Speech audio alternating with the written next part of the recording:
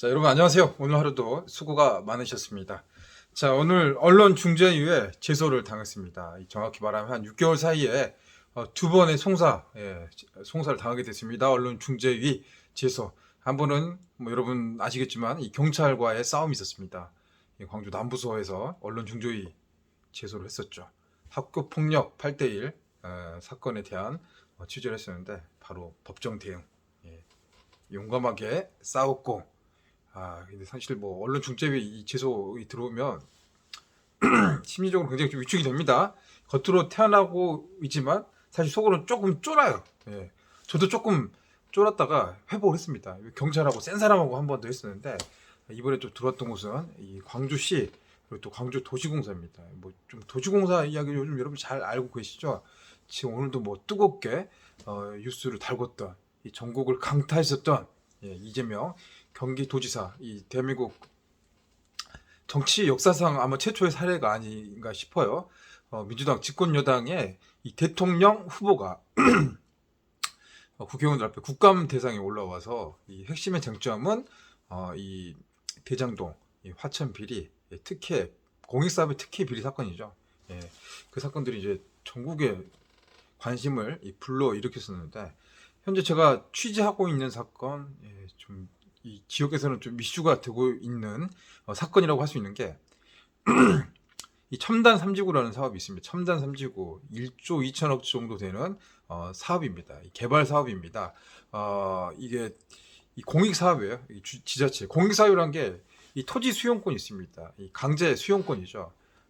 이 국익을 위해서 또 공익을 위해서 주민들의 토지, 땅, 주민들을 이렇게 이제 수용을 하는 그런 권리를 이 가져오는 토지 수용권, 정말 막강한 이 권한을 이 대한민국 지자체가 갖고 있습니다. 그런데 이 지자체들이 이걸 하다 보면 이제 논란거리도 많고 문제도 많고, 근데 여기에 이제 비리가 들어가고 뭐 측근 비리, 이 소수의 일부가 그 정보를 가지고 막대한 이익을 하는 거, 사실 뭐 도둑질 사기꾼 막 이런 거겠죠.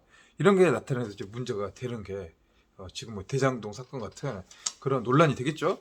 이게 이제 광주에서도 좀 비슷한 이 상황이 일어난다라고 생각을 할 수 있을 것 같아요. 지금 여러 가지 이 상황들이라든가 정황들, 제가 한 달 사이에 굉장히 취재를 많이 하고 발품도 많이 팔았고, 오늘도 또 주민들 만나서 얘기를 좀 들어보고 현장 취재를 했었는데, 이 첨단 삼지구를 놓고 이 309 이 309 이게 연구개발특구본부가 있어요. 이 연구개발특구법에 따라서 사업을 진행하는 곳인데, 요게 한 110만 평 정도 됩니다. 이게 이제 굉장히 절차들이 좀 복잡하고 까다로운 겁니다. 왜냐하면 연구개발특구법이 상위법이다 보니까 여기는 뭐 세제 지원이라든가 기업 지원들, 그런 혜택들이 굉장히 많이 들어가는 곳들입니다. 근데 이 개발 사업을 하는데 이 광주시가 사실 몸통이라고 할 수 있고, 이 시행사로 광주도시공사, 이 자회사입니다. 쉽게 이야기하면 성남시, 성남도시개발공사, 대장동, 이렇게 좀 그림이 딱딱딱 그려지잖아요. 근데 광주시는 광주시, 광주도시공사, 그리고 첨단 삼지구 사업이라고 있습니다. 이 사업 중에서 일부를 떼어냅니다. 3분의 1. 3분의 1을 떼어내서 대행 사업자를 선발합니다. 대행 사업자, 건설업체, 수도권 뭐 건설 사업사들이 막 들어오는 건데, 이곳에 특정 업체가 들어오게 됩니다. 이 평가 배점이라든가 기준점을 보면 뭐 건설하는 회사들 얼마나 많아요. 근데 그 중에서 딱 찍어놓고 딱 특정 업체, A 업체만 들어갈 수 있게끔 점수를 다 짜 놓으니까 거기 하나밖에 들어갈 수가 없습니다. 이 사업만 하는 데가 현재 시점으로 한 5천억 정도 됩니다. 이 아파트, 이 땅을 개발하고 아파트를 지어서 분양하는 그 사업들, 상가까지 다 포함해서 그게 얼마 되냐면 5천억 쪽 사업이 현 시점으로. 근데 그 가운데 계약을 하게 되면 한 군데만 들어왔었고, 한 군데가 들어도 상관없는 거예요. 보통 공공 발주를 한다는 게 두 군데가 보통 들어오는데 그거 다 필요 없는 거야. 한 군데가 들어와서 선정을 하면, 선정을 하자마자, 이 계약을 하자마자 3,800억을 다시 줘야 돼요. 계약금처럼. 보통 이제 그런 사업이 흔한 건 아니죠. 좀 이상하잖아요. 좀 냄새가 나잖아. 그죠? 좀 우리가 일방적으로 생각하기 힘들잖아요. 그 돈을 미리 땡겨요.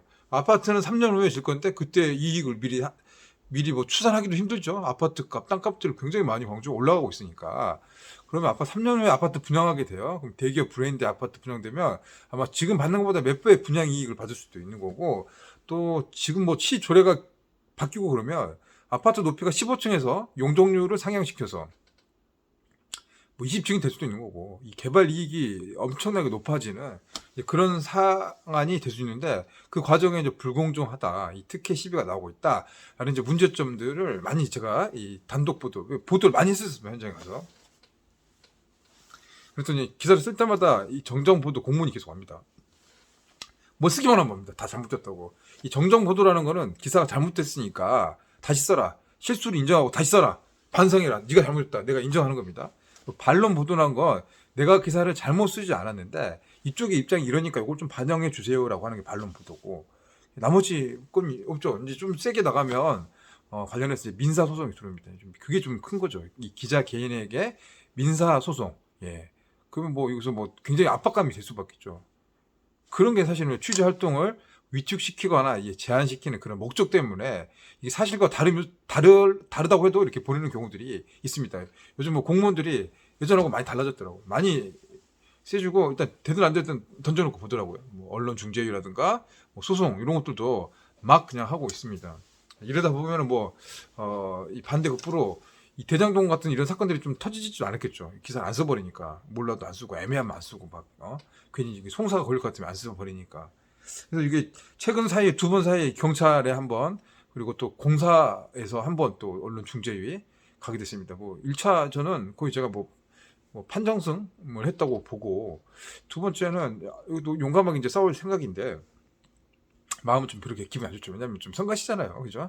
성가시고 좀 정의롭지 못한 것 같아요. 이 공정하지 못하다, 정의롭지 못하다, 이 대한민국 현실인 것 같아요. 제가 이쪽에 취재를 해보고, 이 자영업에서 사업을 한 4년 정도 이렇게 하다 보면, 이 경제 정책에 대한 그 불합리성, 불공정함, 이것들 몸으로 빡 뼈저리게 느꼈거든요.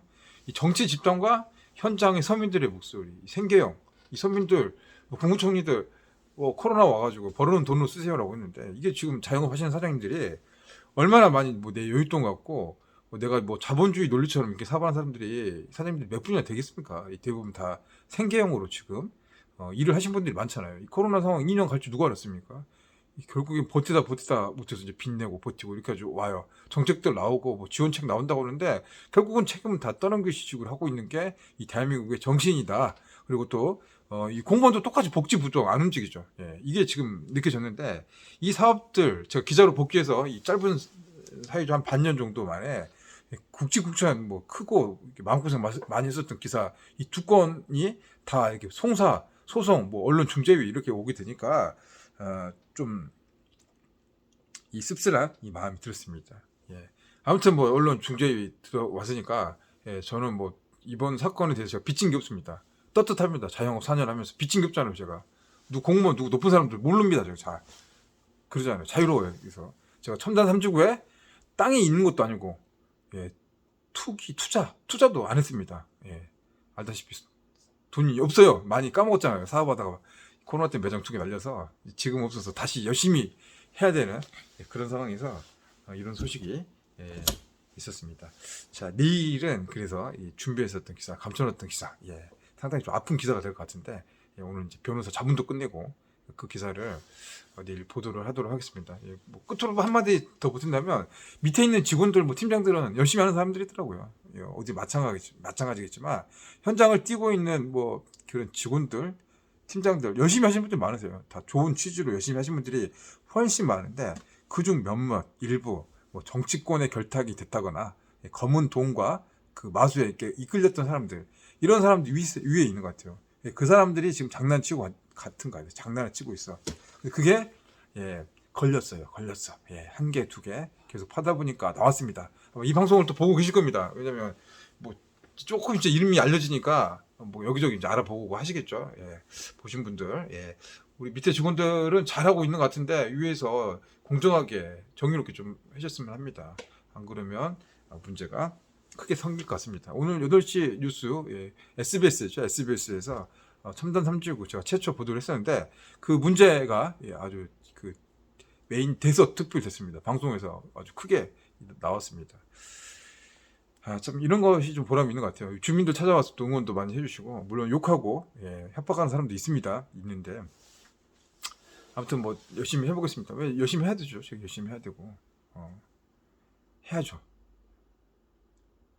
이 말이 길었습니다. 아무튼 오늘 하루 돌아보면서 월요일인데 개인적으로 많은 일이 있었고 또 내일도 아주 또 치열한 하루가 될 것 같으니까 어, 이제 내일 기사 내서 소신껏 하도록 하겠습니다.